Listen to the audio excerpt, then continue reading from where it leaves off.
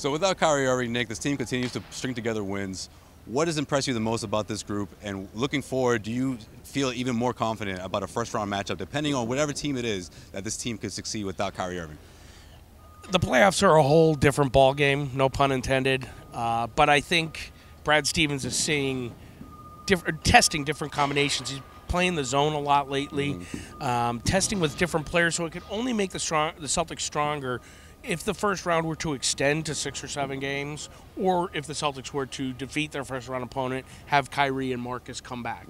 Marcus might be back sooner than you think. Chris Paul had the same injury. Yeah, that's true. And he came back, and Chris Paul's tinfoil, but he came back ahead of schedule.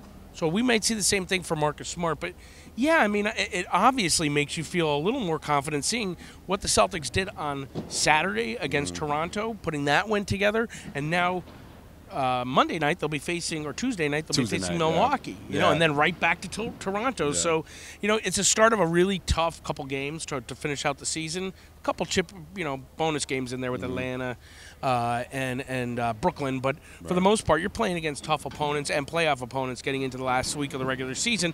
Don't think Toronto isn't going to remember this game. They're amazing at home. Yeah, that's true. It's going to be a tough one for the Celtics. Back-to-back. Especially on the second half of a back-to-back, you know, without Kyrie Irving. But I think a lot of the biggest takeaway from these stretch of wins is not only the fact that they're doing it without Kyrie Irving, but it's showing how Brad Stevens is able to make those adjustments. I know Brad Stevens says he doesn't consider himself to be a candidate for Coach of the Year, but I mean, you kind of have to put him in that conversation. A, because of what he's doing right now, and B, what he's had to do throughout the entire season since losing. There's 29 other great coaches, and just to be a head coach in this league is enough. It's super hard. There's no way that I would ever consider myself to be in that race. You know, I think Dwayne should, you know, be at the top of anybody's list, and that's the way it goes. Honestly, as someone who covers the Celtics, feeling really well, because you mentioned Kyrie's outplayed reasonably well on Saturday versus Toronto, but he's pretty much been invisible as well. Well, he's been out. He's missed games. Marcus Morris has missed games. I mean, this team, it seems like every other day. I mean, Shane Larkin didn't play Saturday. I mean, it seems like they're 2 or 3 guys down every single night. It's good for the rest of the NBA to see the Celtics rallying. This isn't the first time. Don't forget, they went on a 16-game win streak right after Gordon Hayward went down. That's true. They're losing 2 straight. So, you know, the Boston Celtics are showing the rest of the NBA they're not going to roll over.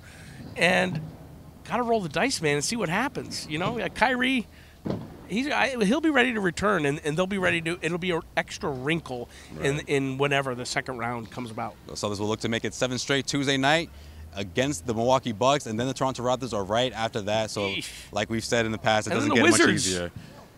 Well, that's way down the road, Nick. One game at a time. Right? I'm thinking ahead. We'll see how they respond. Big win Saturday night. The Celtics will look to continue their winning ways in Milwaukee on Tuesday.